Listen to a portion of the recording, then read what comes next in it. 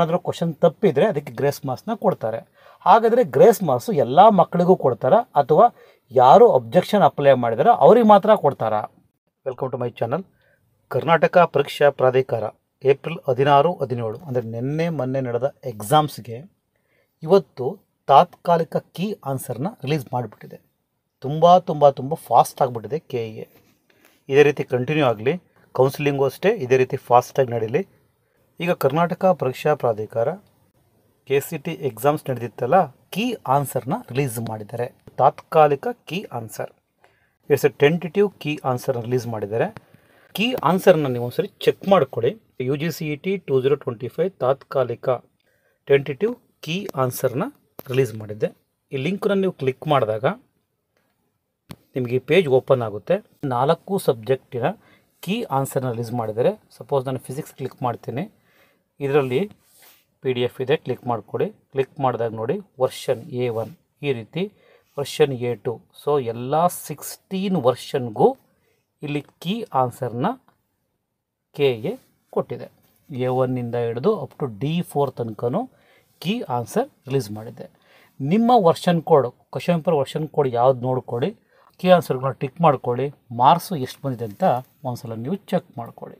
Okay, ಇದಾದಮೇಲೆ ಏನಾದರೂ ಈ ಕೀ ಆನ್ಸರ್ಗಳಲ್ಲಿ ರಾಂಗ್ ಇದ್ದರೆ, ಇಲ್ಲಿ ಗ್ರೇಸ್ ಮಾರ್ಕ್ಸ್ ಅಂತೂ ಕೊಟ್ಟಿರಲ್ಲ, ಏನಾದರೂ ಈ ಕೀ ಆನ್ಸರಲ್ಲಿ ಮಿಸ್ಟೇಕ್ ಇದ್ದರೆ ನೀವು KEAಗೆ ಅಬ್ಜೆಕ್ಷನ್ ಹಾಕಬಹುದು. ಅದಕ್ಕೂ ಸಹ ಲಿಂಕನ್ನು KEA ಪ್ರೊವೈಡ್ ಮಾಡಿದೆ.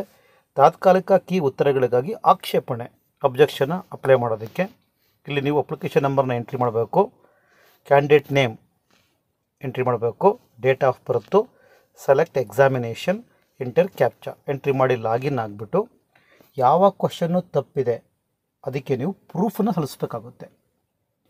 NCERT ಬುಕ್ಕಿಂದನೋ ಅಥವಾ ಯಾವುದೋ ಬುಕ್ಕಿಂದ ಆ ಇಮೇಜನ್ನು ನೀವು ಅಪ್ಲೋಡ್ ಮಾಡಬೇಕಾಗುತ್ತೆ. ಒಂದು ವೇಳೆ ಆ ಕ್ವಶನ್ಗೆ ಈಗ ಕೊಟ್ಟಿರೋ ಕೀ ಆನ್ಸರ್ ರಾಂಗ್ ಇದ್ದರೆ ಅದಕ್ಕೆ ಗ್ರೇಸ್ ಮಾರ್ಕ್ಸ್ನ ಕೊಡ್ತಾರೆ. ಅದೇ ಕ್ವಶನ್ಗೆ 2-3 ಆಪ್ಷನ್ಸ್ ಕರೆಕ್ಟಾಗಿದ್ದರೆ ಆಗಲೂ ಅಷ್ಟೇ ಗ್ರೇಸ್ ಮಾರ್ಕ್ಸ್ನ ಕೊಡ್ತಾರೆ.